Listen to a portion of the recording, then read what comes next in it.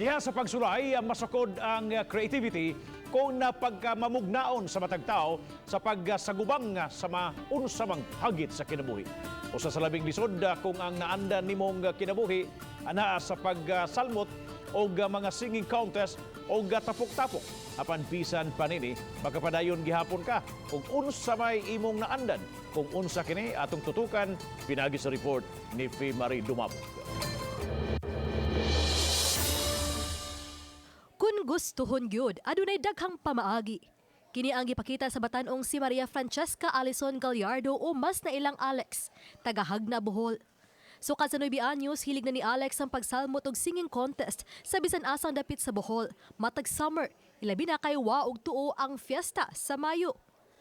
Maaghat siya sa pagsalmot tungod sa premyo nga magamit niya kaayo sa pagpalit og mga school supplies ug baon sa pagbukas sa klase.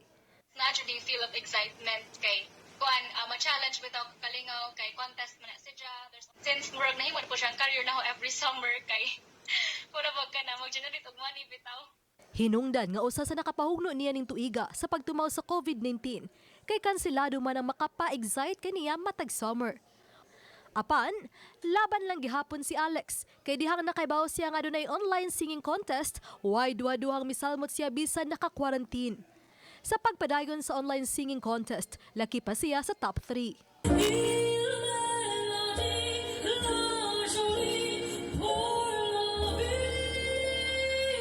Especially in these trying times, kuan na siguro, magamit jud nato atong kuan, the way nga mo compromise ta og things and adjustment. In every struggle, there's always another opportunity. Mora na.